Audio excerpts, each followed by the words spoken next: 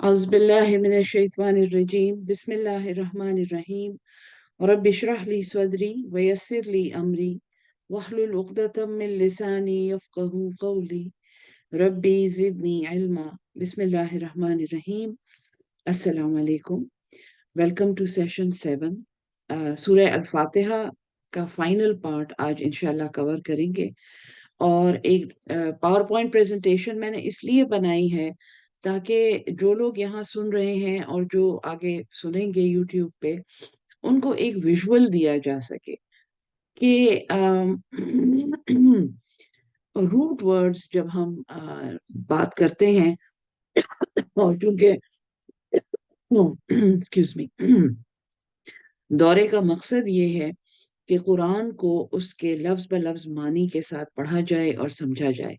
उसकी तफसीर भी उन रूट्स की रोशनी में हम लोग सीखें और समझें जो उन अल्फाज का अपना मतलब है।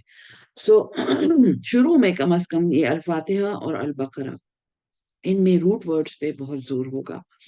इसीलिए मैंने आज रूट वर्ड्स अल-फातिहा की निकाल के लिख के स्लाइड्स पे रखी हैं ताकि देखने वाले सुनने वाले उनको देखें और उन्हें ये समझ आए कि कैसे तीन हरूफ की एक रूट से इतने ज्यादा अल्फाज निकल सकते हैं। और अगर वो रूट हम समझ लें तो हम कुरान के बहुत से अल्फाज फिर खुद इंटरप्रेट कर सकते हैं। हमें खुद तर्जुमा काफी हद तक समझ आ सकता है बगैर उसको कहीं से पढ़े हुए, बगैर किसी के बताए हुए। यानी हमें कुरान की अरबी में समझ आ सकती है। बहुत से लोगों ने मुझे ये कहा है कि आप इसका हमें रूहानी मतलब पढ़ाएं और इसका हमें एडवांस मतलब पढ़ाएं। मैंने कुरान जैसे पढ़ा है और जिन उस्तादों से पढ़ा है, इब्तिदा कुरान की तर्जुमे से होती है। और एक दफा जब इंसान तर्जुमा पढ़ना शुरू करता है तो उसको ये एहसास होता है कि ये कोई ऐसा तर्जुमा नहीं है कि मैं हर दफा जब अरबी पढ़ूं तो मुझे ये तर्जुमा पढ़ना पड़े। ये भी हो सकता है कि मैं ये तर्जुमा बनाना खुद सीख लूं। और एक दफा अगर मैंने ये खुद बनाना सीख लिया तो फिर मुझे कुरान की सारी सूरतें, कुरान का सारा मतन इंशाल्लाह आसानी से समझ आना शुरू हो जाएगा। सो शुरू करते हैं। मैं शेयर स्क्रीन करती हूँ आप सबके लिए।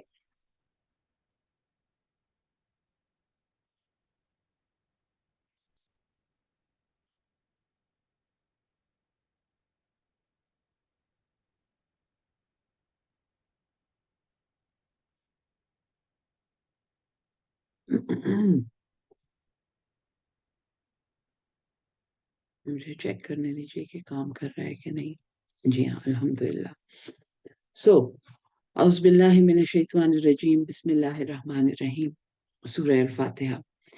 इसके नाम मैं आपको पढ़ा चुकी हूँ, फातिहा का मतलब मैं आपको पढ़ा चुकी हूँ। फातिहा का बेसिक मतलब जो है वो यहाँ पे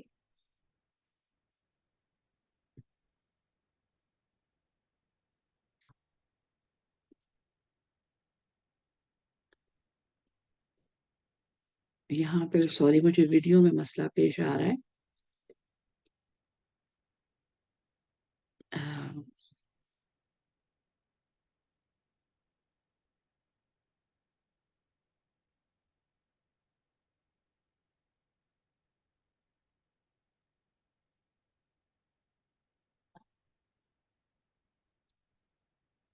जी।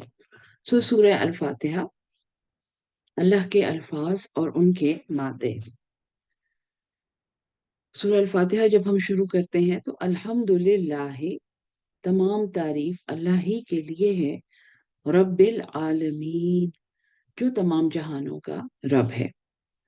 और अलहम्द मैंने आपको बताया था कि इसकी रूट जो है हा मीम दाल, जिसका मतलब है कि मोहब्बत और शुक्र के साथ किसी की तारीफ करना। लिल्लाहि, अल्लाह ही के लिए है। और अल्लाह भी मैं आपको पढ़ा चुकी हूँ कि अल इलाह या अल्लाह की जो रूट है वो अलिफ लाम हे है। जिस तरह अल्लाह वाली अल्लाह में जो हे है, और ये रूट इसका मतलब है, इससे उर्दू का आला निकला है। यानी وہ الٹیمیٹ انسٹرومنٹ اور وہ ذریعہ جس کے ذریعے ہر کام کیا جاتا ہے۔ پھر رب کا لفظ ہے، یہ بھی میں نے آپ کو پڑھایا تھا، را با با، پرورش کرنے والا، پروردگار، پالنہار، نشو و نما کرنے والا، تربیت کرنے والا۔ اور پھر آتا ہے عالمین، عالمہ، جیسے ہم معلوم بھی کہتے ہیں، عالمین کا مطلب ہے جہان اور مکان، اور یہ اس میں یعنی کہ معلوم اور نامعلوم علم اس میں شامل ہے۔ سو الحمدللہ رب العالمین، اس میں ہم نے 4 روٹ سیکھی ہیں۔ حامدہ، حمد، پھر اللہ کی روٹ ہم نے سیکھ لی، پھر رب ہے را با با، اور پھر عالمین، جہان اور مکان، اور میں نے آپ کو بتایا تھا کہ زمان، یعنی کہ پوری دنیا، سارے زمانے شروع سے لے کر آخر تک، اور وہ آخر جس کو ہم آخر سمجھتے ہیں، اس کے بعد ایک ایٹرنیٹی ہے۔ اور پھر ہے الرحمن الرحیم، یہ بھی میں آپ کو پڑھا چکی ہوں، رحم سے نکلا ہے یہ، راہمیم، جس کا مطلب ہے بچے دانی، یعنی جہاں پر بچہ جنین نشو و نما پاتا ہے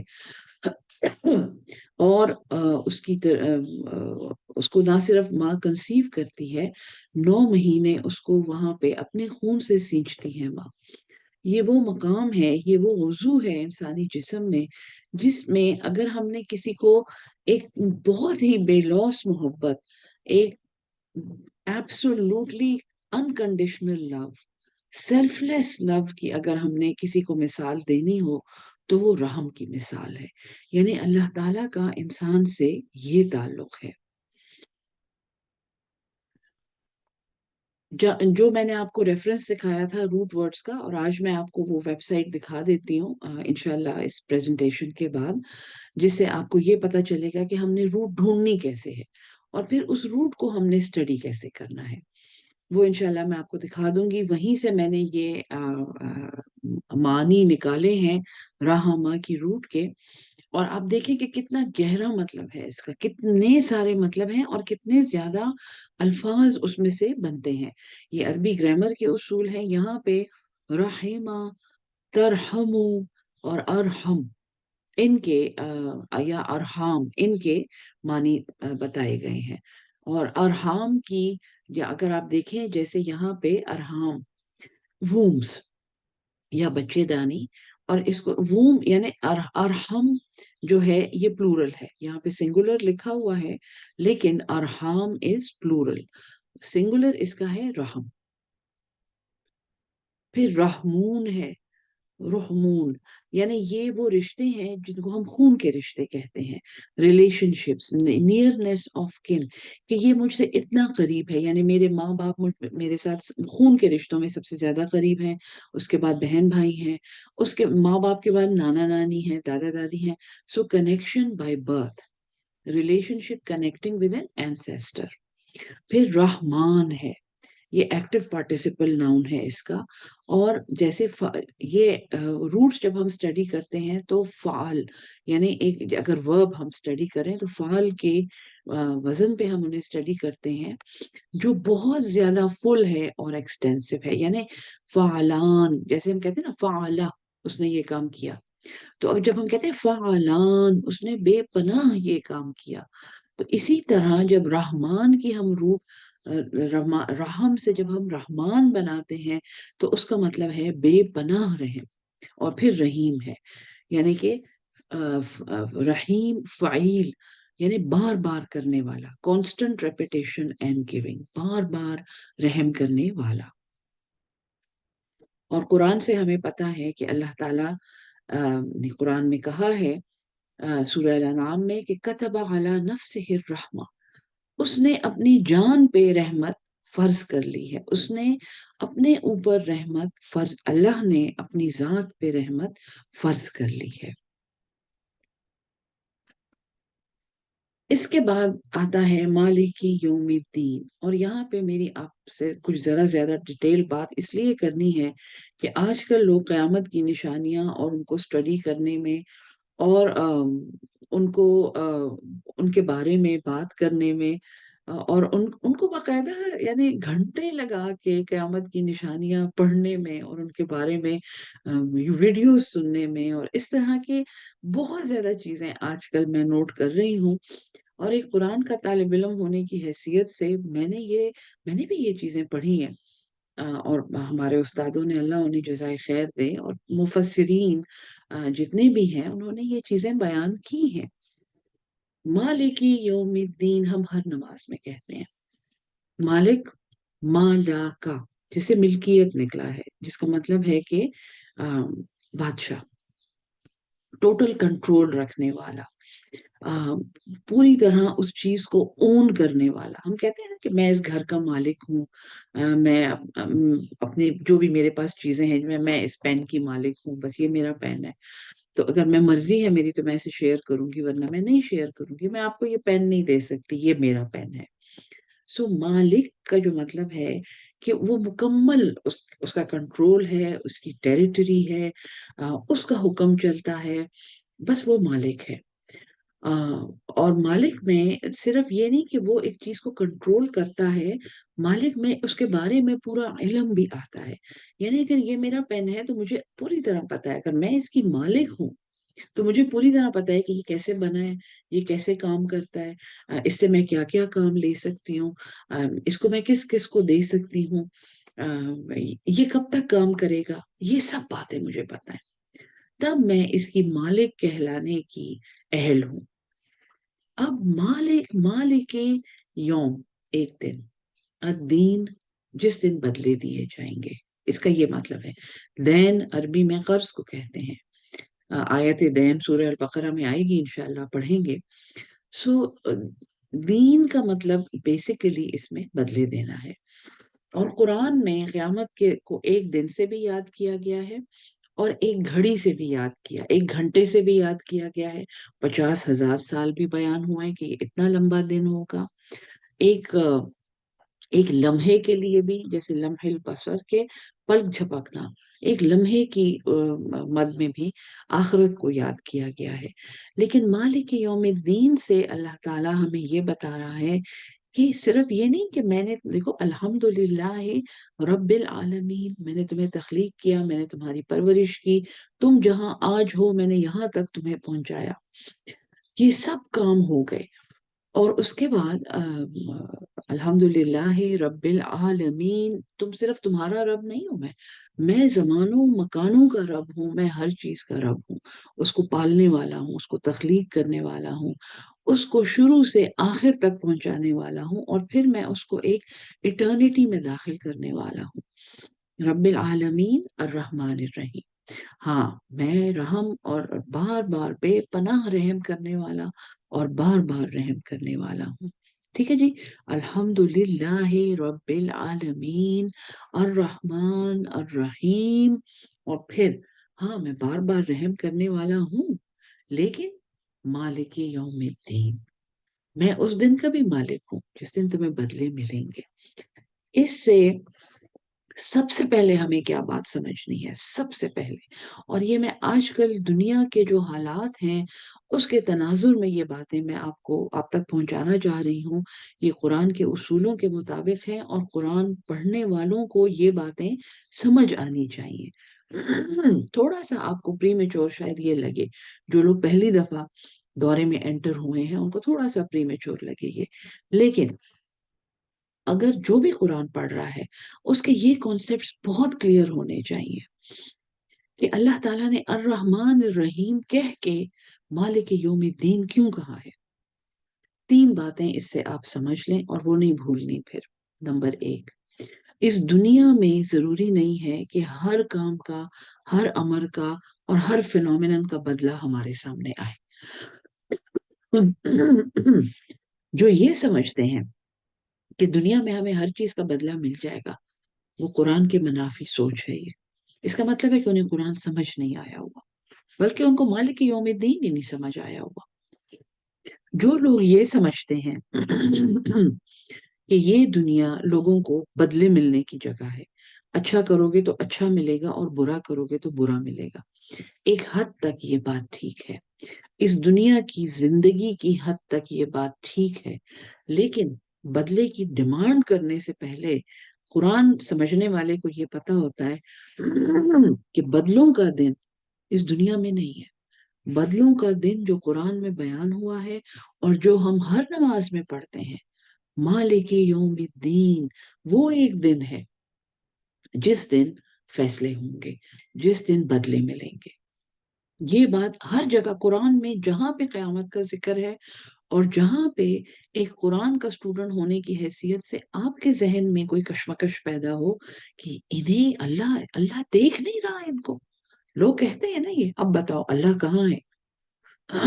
ایک بہت ہی دکھی کرنے والی ویڈیو آج کل سوشل میڈیا پہ وائرل ہے، اور قرآن پڑھنے والوں سے میری درخواست ہے کہ بہت زیادہ سوشل میڈیا کو نہ دیکھیں۔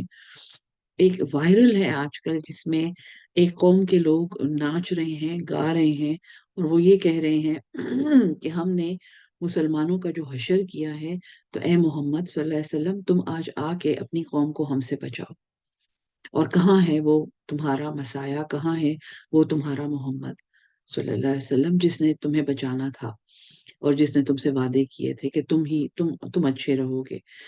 بہت ہی ایک دکھی کر دینے والی ویڈیو ہے جس کو دیکھ کے انسان کا دل ٹوٹ جاتا ہے، اس کے حوصلے پست ہو جاتے ہیں۔ پہلی بات آپ نے یہ یاد رکھنی ہے کہ یہ دنیا بدلے کی دنیا نہیں ہے، یہ دارالامتحان ہے۔ ٹھیک ہے جی؟ ایک ہے رزلٹ اور ایک ہے ریٹرن، ایک ہے نتیجہ۔ وہ قدرتی پروسیس کے مطابق نتیجہ نکلتا ہے، اور قدرتی پروسیس کے مطابق یہ رزلٹ ہے۔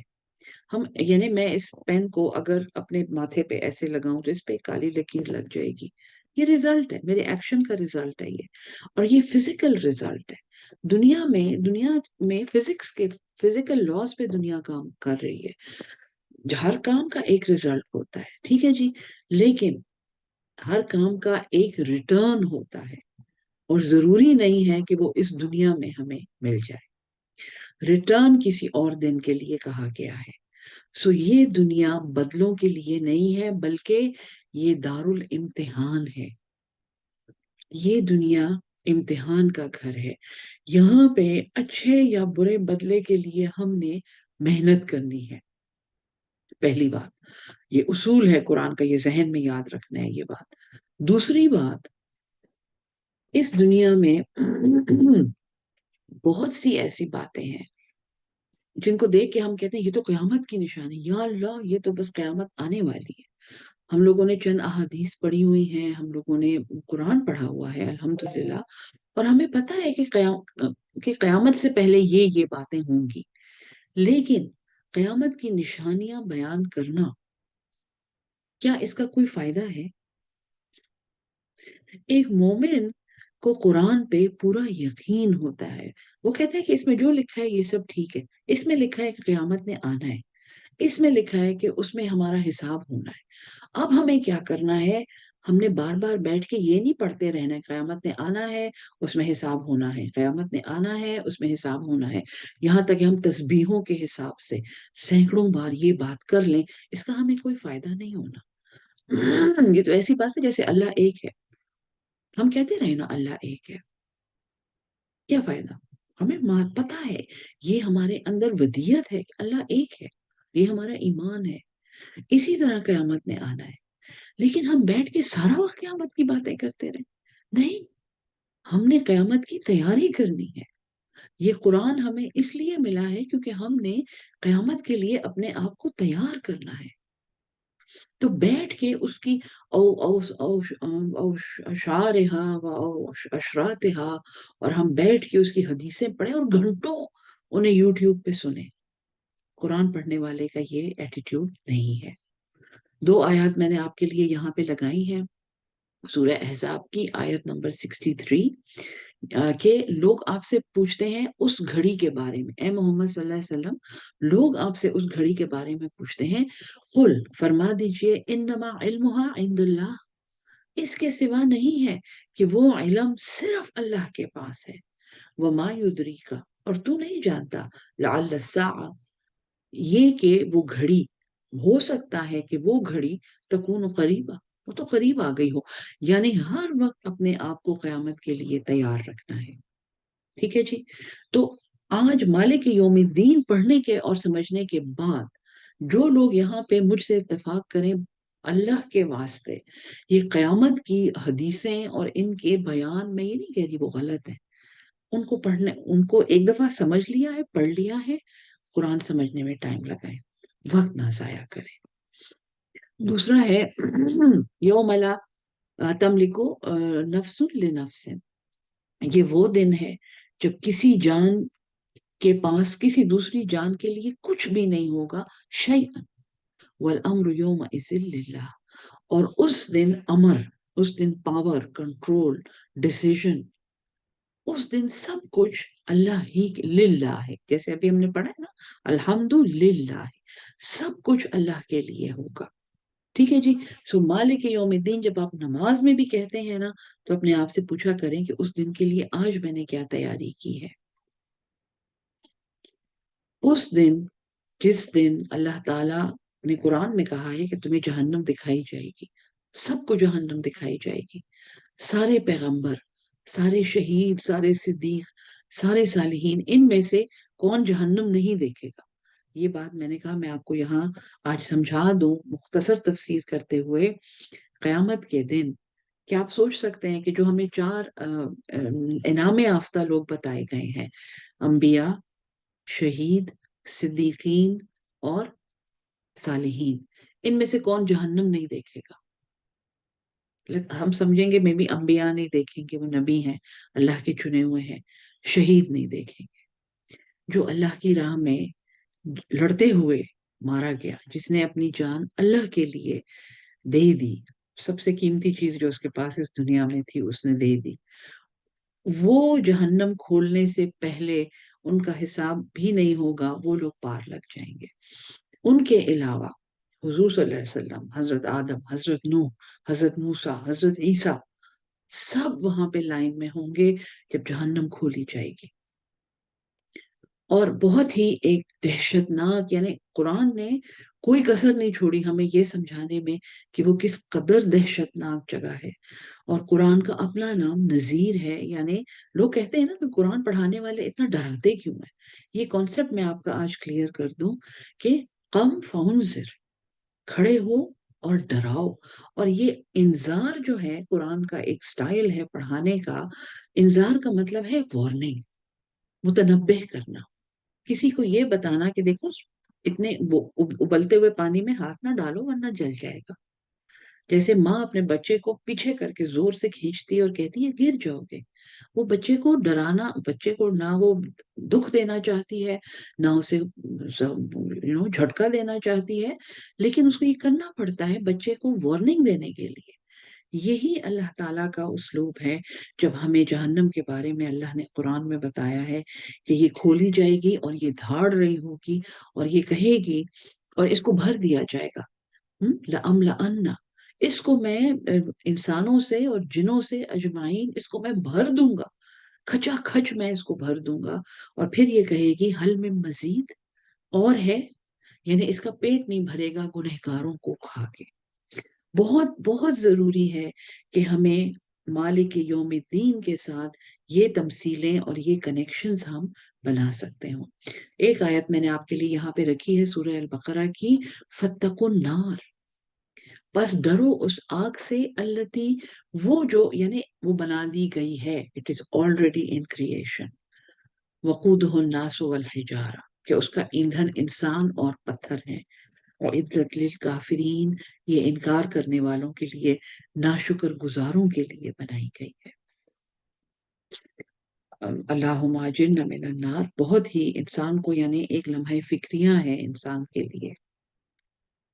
اور یہ بھی ہمیں یاد رکھنا چاہیے کہ اللہ تعالیٰ نے اپنے نیک بندوں سے کیا وعدے کیے ہیں. بہت خوبصورت تماثیل، یعنی جنت کا بیان. جنت ایک لحاظ سے قرآن میں ایک ایسا چیپٹر ہے جو ایڈکٹیو ہے. انسان بار بار ان چیزوں کو پڑھنا چاہتا ہے. کوئی پیاس نہیں ہوگی، کوئی بھوک نہیں ہوگی، کوئی لغو بات نہیں ہوگی، کوئی غلط بات نہیں ہوگی. وہ آپس میں ایک ساتھ خوشی خوشی بیٹھے ہوں گے اور ان کے پیارے ان کے ساتھ ہوں گے، اور ان کے ساتھ ان کے ایسے دوست ہوں گے جیسے وہ بچپن میں جن کے ساتھ مٹی میں کھیلتے تھے۔ اتنی وہ معصوم محبت اور خوبصورت تعلق جو دو روحوں کا ایک دوسرے کے ساتھ ہوتا ہے، وہ ہمیں جنت میں سمجھایا گیا ہے۔ وہاں پہ کسی چیز کی کمی نہیں ہوگی، جو یہ چاہیں گے وہ ان کے لیے حاصل کر دیا جائے گا۔ کہ والذین آمنوا وعملوا الصالحات لندخلنہم، البتہ ضرور ہم انہیں داخل کریں گے فی الصالحین، نیکوکاروں میں۔ ان المتقین عند ربہم جنات النعیم، سورہ قلم کی آیت ہے۔ تقوی اختیار کرنے والے اپنے رب کے پاس نعمتوں والی جنت میں ہوں گے۔ تو بہت خوبصورت تماثیل ہیں یہ دو چیزیں یاد رکھنی ہے کہ یوم الدین کا مطلب یہ دو حالتیں ہیں جن میں ہم لوٹائے جائیں گے، اور ان کے لیے محنت کرنی ہے، ان اچھائیوں کے لیے، ان خوبصورتیوں کے لیے محنت کرنی ہے۔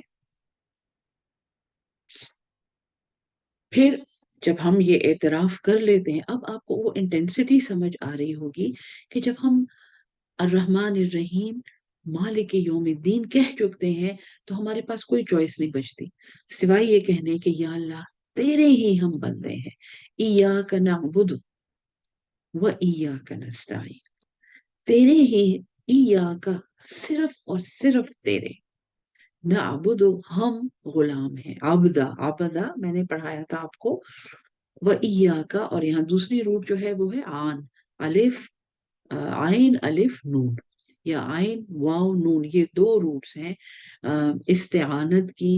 عان یعنی فعلا جو ہے وہ ہے عین الف نون، نستعین بلا واسطہ مدد، اس میں کوئی کنیکشن نہیں ہے، یہ ڈائریکٹ مانگی جا رہی ہے۔ اس کے مقابلے میں اعانت ہے، کسی واسطے سے مدد کرنا، جیسے ہم کہتے ہیں نا ہم ان کی مالی اعانت کرتے ہیں۔ تو صرف جس اللہ کی غلامی ہم قبول کر رہے ہیں اور ہمیں یہ پتا ہے کہ یہ ہماری بلا واسطہ مدد کر سکتا ہے، اسی اللہ سے ہم دعا مانگیں گے۔ ایاک نعبد و ایاک نستعین ہر قسم کے شرک کی جڑ کاٹ دیتا ہے، ختم، یعنی کہ ہم سوچ بھی نہیں سکتے کہ اس اللہ کے علاوہ بھی ہماری کوئی مدد کر سکتا ہے۔ دنیاوی واسطوں کو استعمال کرنا، دنیاوی ذریعوں کو استعمال کرنا اور محنت کرنا، کوشش کرنا، نیٹ ورکنگ کرنا، یہ شرک نہیں ہے۔ میں نے آپ کو بتایا اللہ وہ فائنل ذریعہ جس سے کام ہوتا ہے، اس تک پہنچنے کے لیے محنت کرنی ہے۔ اب دنیا میں جو ذرائع اللہ نے ہمیں دیے ہیں وہ استعمال کر کے پھر اس کی مدد، پھر اس کی استعانت مانگنی ہے، نتیجہ اس کے پاس ہے، رزلٹ اس کے پاس ہے۔ قرآن میں ایک اور جگہ پر استعانت کا لفظ استعمال ہوا ہے، اور وہ ہے سورہ البقرہ کی آیت نمبر 45 میں۔ یہاں پہ آپ کو زیادہ سمجھ آئے گا، یہ جہاد کی مد میں اللہ تعالیٰ بات کر رہا ہے، اور اللہ یہ کہتا ہے کہ ہم تو انہیں آزمائیں گے، اس سے پہلے والی آیت میں کہ ہم تو انہیں آزمائیں گے بھوک سے اور پیاس سے اور جنگ سے اور خوف سے، ہم تو انہیں آزمائیں گے۔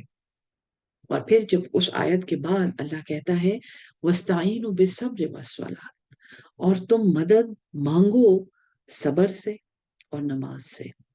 انہی آیات میں ان اللہ مع الصابرین کی آیت بھی ہے، اللہ اس کے ساتھ ہے۔ مطلب بہت بڑی بات ہے کہ صبر کرنے والے کو اللہ کہہ رہا ہے کہ میں تو تمہارے ساتھ ہوں۔ اس سے زیادہ اور انسان کیا چاہتا ہے کہ اللہ از آن مائی سائڈ، ایک سپر پاور ہے۔ وَاسْتَعِينُوا بِالصَّبْرِ وَالصَّلَاةِ، اور بلا واسطہ مدد طلب کرو صبر سے اور نماز سے۔ وَإِنَّهَا لَكَبِيرَةٌ، اور بے شک یہ بہت بڑی ہے، یہ بہت بڑی باتیں ہیں کہ صبر کر کے اور اللہ کے سامنے صرف اپنی بات کرنا اور اس کو کہنا کہ یا اللہ تجھے بتا دیا۔ وَأُفَوِّضُ أَمْرِي إِلَى اللَّهِ، بس میں نے اپنا معاملہ اللہ کے سپرد کر دیا۔ ان اللہ بصیر بالعباد، بے شک اللہ دیکھنے والا ہے اپنے بندوں کو۔ تو کس کے پاس صبر اور صلات، استعانت مانگنے والوں کو ایک اور چیز اس آیت میں کہی گئی ہے، الا علی الخاشعین، مگر خشیت کرنے والے، عاجزی کرنے والے۔ یہ بہت بڑی باتیں ہیں، अल्लाह की इस्तेआनत पे मुकम्मल इन्हिसार करना और दुनियावी ज़राए को ये ना समझना कि ये अल्लाह को रिप्लेस कर सकते हैं। ये किसके लिए आसान है? खुशू करने वालों के लिए, आजिज़ी करने वालों के लिए, हम्बल लोगों के लिए। उनको अल्लाह ताला ये तौफीक देता है। सो ये इस्तिआनत का लफ्ज़ इस आयत में इस्तेमाल हुआ है। और फिर हम अल-फातिहा की जो मेन दुआ है, इहदिना सिरातल मुस्तकीम, और यहाँ पे इहदिना मैंने आपको पढ़ा दिया था, हा, दा, या, हिदायत, मोहब्बत से किसी को रास्ता दिखाना। हिदायत के दर्जे मैंने आपको पढ़ा दिए थे। हिदायत आमा है, हिदायत ख़ास है, हिदायत ख़ासुल ख़ास है, और फिर हिदायत अख़स्सुल ख़ास है। अख़स्सुल ख़ास वही है, वो पैगंबरों के पास है। हम अख़स्सुल ख़ास वाले लोग नहीं हैं, सिवाय इसके कि जैसे हदीस में हुज़ूर सल्लल्लाहु अलैहि वसल्लम ने फरमाया कि इसका कुछ हिस्सा रुया सहिया यानी सही ख्वाबों की सूरत में दुनिया में रह जाएगा। यानी अल्लाह ताला किसी को कुछ कम्युनिकेट करें और वो एक ख्वाब की सूरत में उसे इशारा दें या इल्हाम दें, तो वो भी अख़स्सुल ख़ास की हिदायत है, और ये हर किसी के पास नहीं होती। तलब करनी चाहिए, माँगनी चाहिए। इहदिना सिरातल मुस्तकीम में हम माँग रहे हैं ये। फिर ख़ासुल ख़ास है, जैसे ये कुरान है। हर किसी को ये पढ़ना नहीं नसीब होता, हर किसी को ये समझना भी नहीं नसीब होता। तो आप इस वक़्त बैठ के कुरान जो सीख रहे हैं, आपको खुश होना चाहिए कि आप एक ख़ासुल ख़ास हिदायत पर हैं। अल्लाह ताला के चुने हुए लोगों की हिदायत आपको इस कुरान के ज़रिए मिल रही है। फिर ख़ासुल ख़ास के बाद ख़ासुल ख़ास है, फिर हिदायत ख़ास है, जैसे हम इल्म हासिल करते हैं, डिग्रियाँ करते हैं, अल्लाह ताला हमें किसी सब्जेक्ट की हिदायत देता है, उसका स्पेशलिस्ट बनाता है, उसमें हमसे काम लेता है, ये हिदायत ख़ास है। और हिदायत आमा, आप मुझे बातें करते हुए सुन रहे हैं, आपके पास सूरज या गुरूब हो रहा है या तुलू हो रहा है, डिपेंडिंग आप दुनिया के किस हिस्से में हैं। परिंदे चहचहा रहे हैं, परिंदे घरों को वापस जा रहे हैं, ये हिदायत आमा है। परिंदों को पता है उनका घर कहाँ है, अब उनको भूख लगी है, अब उन्होंने कुछ खाना है। हमें वो नज़र आ रहे हैं, हम उसके मुताबिक सोच रहे हैं, अल्लाह ने इनमें क्या नेविगेशन का सिस्टम लगाया है यार। सो दिस इज़ हिदायत आम्मा, और हिदायत की इब्तिदा यहाँ से होती है। तो इहदिना सिरातल मुस्तकीम, इसकी हदीस भी मैंने आपको सुना दी थी कि हुज़ूर सल्लल्लाहु अलैहि वसल्लम ने रेत में एक लकीर लगाई और ये कहा कि देखो ये एक रास्ता है, सीधा रास्ता। और हाँ, सिरात मुस्तकीम की एक बात जो मैंने नहीं बताई वो ये है कि ये बिल्कुल स्ट्रेट ऐसे नहीं है, ये ऊपर जाती है। इसमें मुशक्कत इन्वॉल्व है, जैसे किसी चीज़ पे इंसान चढ़ रहा हो, आहिस्ता-आहिस्ता ऊपर जा रहा। तो हुज़ूर सल्लल्लाहु अलैहि वसल्लम ने उस लकीर के बारे में कहा कि इसके उस सिरे पे हमें कोई जन्नत में बुला रहा है, और इस पे बहुत से दरवाजे हैं, उन पे पर्दे लटक रहे हैं, उनमें नहीं जाना, इसी पे चलते रहना है। सो हक का रास्ता एक ही है। हाँ, उसमें डाइग्रेशंस, डाइवर्जन्स, डिस्ट्रैक्शंस बहुत ज़्यादा है। आप कुरान के लिए मोबाइल खोलते हैं और चंद लम्हों में आप क्या कुछ देख लेते हैं सिवाय कुरान के। ये है, ये समझना है, सिरात मुस्तकीम जो है ना, सीधा रास्ता एक ही है, डिस्ट्रैक्शंस बहुत ज़्यादा हैं। ठीक है जी? और फिर हमने कौन-सा रास्ता माँगा है? सिरात मुस्तकीम जब हम अल्लाह से माँग रहे हैं, तो सिरातुल लज़ीना अनअमता अलैहिम, और ये 4 भी मैंने आपको पढ़ा दिए थे, सिरात, स्वराता, अनअमता, नआमा। अनअमता, हमें नेमत दे, या जिन नेमत दी तूने, अनअमता इनाम किया तूने। जैसे हम कहें ना फ़अलता, तूने ये काम किया, अनअमता तूने जिन पर नेमत की। ठीक है? अनअमता अलैहिम, उन लोगों का रास्ता जिन पर तेरा इनाम हुआ। अंबिया, शुहदा, सिद्दीकीन, सालिहीन। ये 4 कैरेक्टर्स हैं, कुरान में क्लियरली बताए गए हैं, और इनमें हम जिसमें क्वालिफ़ाई कर सकते हैं या जिसमें हम मेहनत शुरू कर सकते हैं, वो सालिहीन में शामिल होना है। कुरान में कहीं पर भी इन्नल लज़ीना आमनू अकेला नहीं आया है। इन्नल लज़ीना आमनू व आमिलुस स्वालिहात, वो कौन से नेक अमल हैं जो हमें सालेह बनाते हैं। इंशाल्लाह कुरान में आगे पढ़ेंगे। स्वालाहा, ये रूट है इसकी, सुलह कराना, इस्लाह करना, अपनी सलाहियत के मुताबिक काम करना। یہ صالحین ہے، یہ منع مالح ہیں، ان پر انعام ہوئے ہیں، ان کا راستہ ہم مانگ رہے ہیں۔ جب ہم کہتے ہیں اہدنا الصراط المستقیم صراط الذین انعمت علیہم، اور کل میں نے آپ کے لیے کلیئر کیا تھا کہ کون سا راستہ ہم نہیں مانگ رہے ہیں، غیر المغضوب، مغضوب غین ضاد با، جیسے مفعول جس کے اوپر وہ ایکشن ہوتا ہے، مفعول، مغضوب جس کے اوپر غضب ہوتا ہے، کس کا غضب؟ اللہ کا غضب، اس سے ہم پناہ مانگ رہے ہیں، ٹھیک ہے جی۔ سو غیر المغضوب علیہم، نہ نہ یا اللہ وہ نہیں جن پر تیرا غضب ہوا، ان کے راستے سے، ان کے طریقوں سے ہمیں بچا لے۔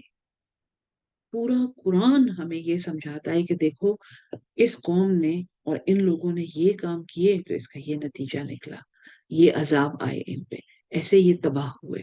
یہ انگریز جب ہم سے پوچھتے ہیں نا why is your God so scary، تو ہمیں ان کو جواب دینا چاہیے کہ my God is the most loving, he does not keep secrets۔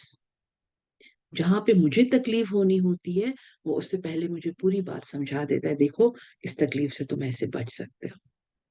my God is the most merciful، وہ مجھے گمراہ بھی نہیں ہونے دیتا۔ مغضوب، ٹھیک ہے جی، غضبا، ضالین، یہ فالین کے وزن پر ہے، بہت زیادہ ایک کام کرنے والے، اور زواد لام، لام کی جو روٹ ہے اس کا کیا مطلب ہے؟ گمراہ، ٹھیک ہے، جو راستہ کھو چکے ہیں، جن کے سامنے سب کچھ ہے لیکن وہ شک میں ہے۔ زولل جو ہے نا وہ یعنی کہ شک میں پڑ جانا، کیا یہ ٹھیک بھی ہے؟ کیا یہ قرآن یہ اللہ میاں نے لکھا ہے، یہ حضور صلی اللہ علیہ وسلم نے لکھا تھا، یا یہ صحابہ نے مل کے لکھ لیا، یا یہ صحابہ کے بعد لوگوں نے مل کے لکھا ہے؟ یا قرآن پہ ایمان آپ کے ایمان کا حصہ ہے؟ قرآن کے بارے میں کتنی دنیا میں ریسرچ ہوئی ہے جو یہ نہیں ثابت کر سکی کہ اسے کس نے لکھا ہے؟ اس کو صحابہ نے مل کے حضور صلی اللہ علیہ وسلم کی ڈائریکشن میں لکھا تھا، اور حضور صلی اللہ علیہ وسلم کے پاس اللہ کی وحی آتی تھی۔ سو قرآن کس نے لکھا پھر؟ اللہ نے لکھا۔ اس میں اگر آپ شک میں پڑ گئے تو آپ نے زلل کا ایک راستہ اختیار کر لیا۔ یہ ساری باتیں الحمدللہ، ساری روٹس میں نے آپ کو سورہ الفاتحہ کی پہنچا دی ہیں، آگے آپ نے خود ریسرچ کرنی ہے۔ اس ٹائم میں اتنا ہی آپ کو میں بتا سکتی تھی، اتنا ہی سمجھا سکتی تھی، اور الحمدللہ ساری روٹس میں آپ کو ٹرانسفر کر دی ہیں۔ اب ہم لوگ اگلا سبق انشاءاللہ سورہ البقرہ کا شروع کریں گے۔ سو آج اتنا ٹائم بھی نہیں ہے ہمارے پاس، لیکن اگر کسی کے سوال ہیں تو وہ لکھ کر بھیج سکتے ہیں۔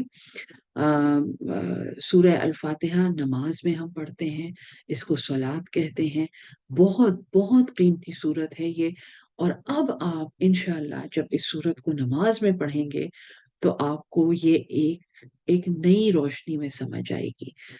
سورہ الفاتحہ آگے پورے قرآن کے ساتھ کنیکٹڈ ہے۔ جن لوگوں نے یہ پوری سن لی ہے یا اس کو پڑھ لیا ہے، اس کے نوٹس بنا لیے ہیں، جو لوگ اس پہ ریسرچ کر چکے ہیں، الحمدللہ آپ سب کو بہت مبارک ہو۔ قرآن کی ایک عظیم ترین صورت آپ نے اپنے معنی کے ساتھ، اپنی روٹس کے ساتھ، اپنے مادے کے ساتھ، یہ اصول ہیں قرآن کو پڑھنے کے۔ سو آپ نے نہ صرف وہ الفاظ آپ نے وہ صورت سیکھ لی، آپ نے اس صورت کو اب سمجھ لیا، آپ نے اس صورت کا ایک ایک لفظ سمجھ لیا ہے، اور آپ نے صرف وہ الفاظ نہیں سمجھے، آپ نے ان الفاظ کی اب امپلیکیشنز بھی سمجھ لی ہیں۔ اب یہ آپ پر ہے کہ آپ اس پہ مزید کتنی تحقیق کرتے ہیں، آپ اس میں مزید کتنا آگے جاتے ہیں، آپ اس کے بارے میں مزید کتنا سوچتے ہیں، اور دن میں ہمیں کم از کم 20 سے زیادہ موقع ملتے ہیں کہ ہم اس صورت کے بارے میں سوچیں، کیونکہ ہم اسے نماز میں پڑھ رہے ہوتے ہیں۔